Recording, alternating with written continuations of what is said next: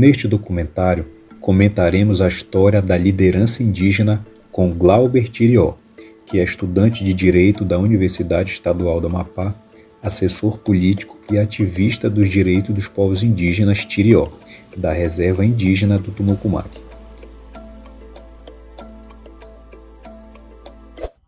Estou morando aqui na cidade já tem uns 20 anos que estou morando aqui na cidade.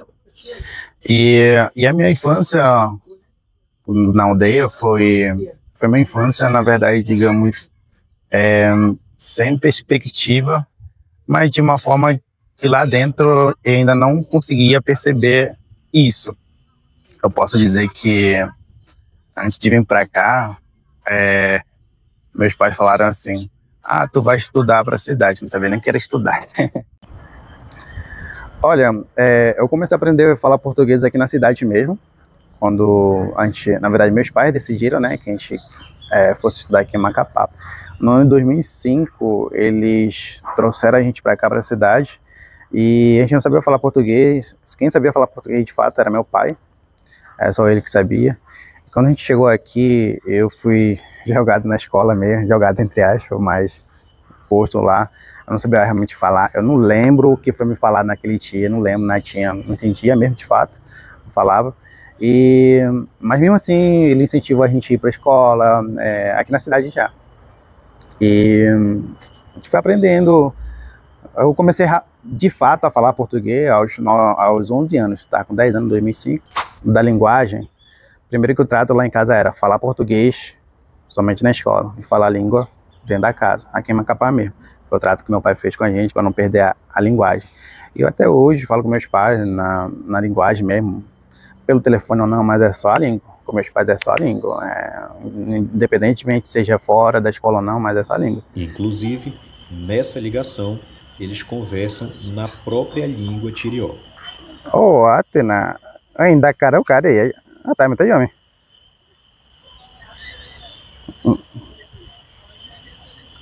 Tema, Atena em Pão, você é ateu, anda, mas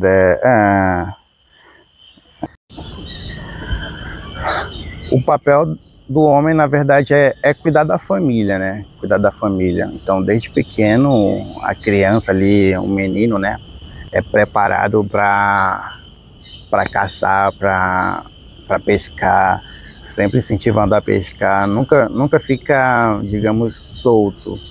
Então, sempre acompanha o pai desde pequeno mesmo. A partir do momento que começa a andar, já começa aí com os pais mesmo, de fato, devagar. É óbvio, as mulheres ali, o papel delas é ficar um pouco mais em casa, às vezes acompanhar o marido de fato na caça, e essas coisas acontecem, tem todo o processo. O homem passa por um chamado arranhão para se tornar homem. Deixa de ser menino e se torna um homem, na verdade. É um processo, uma tradução literal. Deixa de ser menino e deixa homem. Por aí, por volta de entre 10 a 12 anos, faz esse arranhão que eu fiz. Fiz o meu com 10 anos. E aí, esse arranhão tem que continuar até ali por volta dos seus 40 anos, ou menos de 40 anos, tem que manter. É mais quando você já está casado, é para, digamos, selar a purificação, porque tu tá ali com a tua mulher também. E a mulher também recebe esse arranhão na primeira menstruação e também quando tem o seu primeiro filho. É para purificar o corpo também da mulher. Então tem todo esse processo que a gente passa quando... na verdade, isso é uma relação entre a natureza, entre o corpo, o espírito. São essas coisas. É tudo que a gente acredita. É tudo que forma a gente dentro do território. E para misturar, na verdade, para fazer arranhão e passar depois do arranhão, a gente usa o chamado fel, né? Fel de animais específicos, como bem-te-vi, porque bem-te-vi ali gera...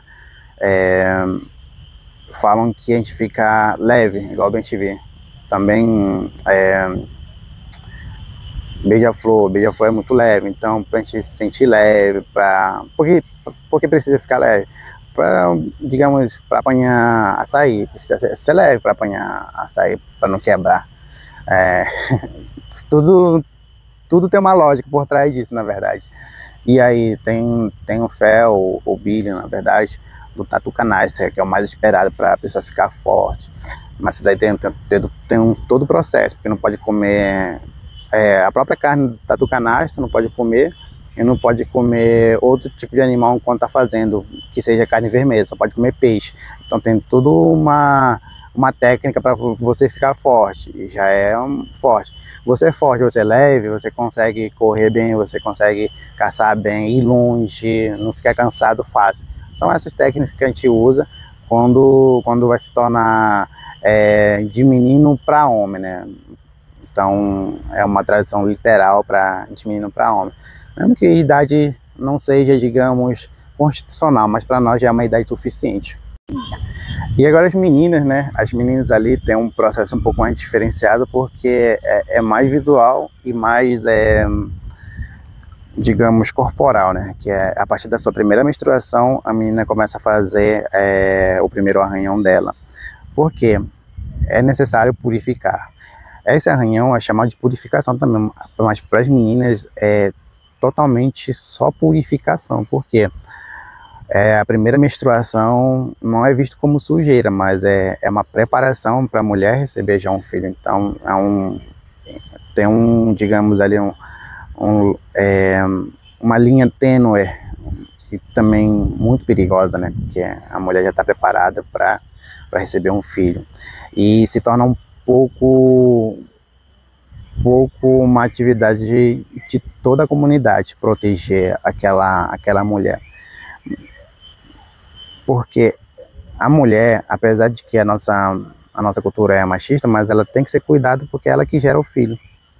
E aí quando ela recebe quando tem a primeira menstruação, o arranhão dela tem que ser na frente de todo mundo.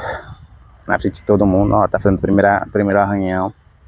E é raspado a cabeça, cortado o cabelo.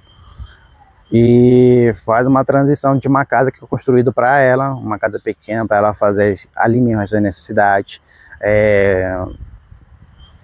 Alimentação, enfim, vai ficar por 40 dias numa casinha que foi feita para ela, no escuro, e é só a mãe ou a avó pode cuidar dela, só as duas pessoas autorizadas para cuidar da moça que virou mulher, né? Então, e é só depois de 40 dias, e o arranhão é feito antes de ela entrar, né? E quando ela sai, recebe novamente o arranhão, né? 40 dias já passou o arranhão de novo, mas já é para circular. E desses 40 dias tem um processo muito interessante, porque ela recebe um tratamento que é diferenciado para cada parte do corpo. Por exemplo, para o rosto. O que ela recebe? Ela recebe um tratamento com óleo de jacaré, para a pessoa ter uma pele lisa. A mulher geralmente tem uma pele lisa porque ela passa óleo de jacaré. São os avós, a mãe, que tem esse conhecimento, que passa na pele para ficar uma pele bem lisa mesmo no rosto. No cabelo é usado óleo uma mistura de babaçu para passar o cabelo ficar bem pretinho mesmo, e tem uma mistura que eu não sei falar para o cabelo não ficar branco, mas na nossa língua, no caso, a gente fala que é imo inanewae, para não envelhecer o cabelo rápido, né?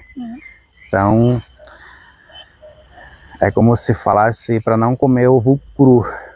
É uma tradução de português, crua mesmo.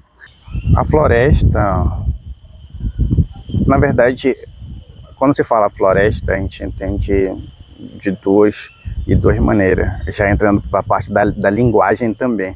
É um entendimento que a gente tem só floresta. Isso aqui, digamos aqui onde a gente está, Museu Sacaga, pode ser considerado floresta?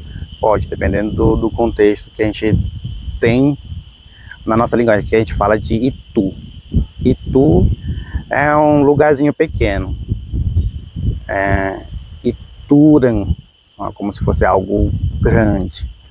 Então, a gente já é algo grande para a floresta. Então, a gente ali tem esse contato com a floresta É mais para dizer que existe, a gente existe com aquilo. É sempre com. Eu acho que a floresta me ensinou bastante coisa de como respeitá-la, principalmente. Em que sentido? Por exemplo, antes de entrar toda vez, meus pais faziam a gente pegar uma folha, antes de entrar para a floresta, pegar uma folhinha e ficar batendo na mão, no pé, no rosto para entrar. E a gente pede licença também para entrar. Então, eles falavam, ó, floresta tem dono, o rio tem dono, pede licença para entrar. Então, até hoje, isso ou qualquer onde eu estiver, me vem na lembrança que eu tenho que fazer, não que seja uma obrigação, mas porque eu sei que aquilo foi me ensinado. Eu acredito, porque quando você não faz isso, geralmente acontece, tipo, ficar com febre. Eu não sei não tenho nada, mas fico com febre, porque às vezes tenho aquela sensação de que eu de respeitar a natureza, de onde eu estiver. Eu vou falar aqui do pensamento do meu tio-avô e do meu avô, né? Que eles são primos, na verdade. Eles falam que o indígena, ele não se cansa fácil. O indígena é chato, eles falam assim, o indígena é chato. E é nesse pensamento que eu moldo a minha ideia de qual é a importância de ter um advogado dentro do meu território. Na verdade, é algo coletivo, não estou só por mim. Eu tô por todos eles também. Por que é sempre tão coletivo? É uma pergunta também que ele... Por que isso é sempre tão coletivo? Porque para ter o que eu tenho hoje, meu avô, meu tio-avô, que são lideranças que eu conheço, tiveram essa luta também antes de mim. Então eu tenho que fazer o jus daqueles que já adquiriram, né? Então, só que eles lutaram conforme o que eles podiam lutar. Já eu não. Nessa geração que eu tô, eu preciso lutar com a mesma arma que o indígena, o não indígena tem para o indígena. Ou seja, tem uma frase que eu gosto bastante, eu não sei de quem é, não vou me acordar, mas que diz assim: você me amaldiçoou com a tua língua e eu te amaldiçoo. Ou seja, uma frase que me reflete muito, dizer, não é questão de amaldiçoar de fato, mas eu interpreto de uma forma de, olha, se você me ensinou a tua linguagem, e nessa linguagem eu consigo falar a mesma língua que você, eu consigo agora lutar com você no mesmo nível. Então, essa ideia de coletividade que eu tenho do meu tio-avô, do meu avô, que lutaram para que a gente pudesse ter essa ideia. Então, a importância de ter um advogado, ter um diploma, não é só um diploma, é realmente proteger a dignidade que eles tiveram. Então, o que eu posso ajudar futuramente como advogado ou alguém que já conhece realmente a realidade da cidade, do território? É no fato que realmente, por exemplo, eu faço denúncias para a população por falta de medicamentos. E isso já é uma utilização do meio de conhecimento que eu adquiri, né? E através disso eu já consegui fazer denúncias e já teve retorno rápido.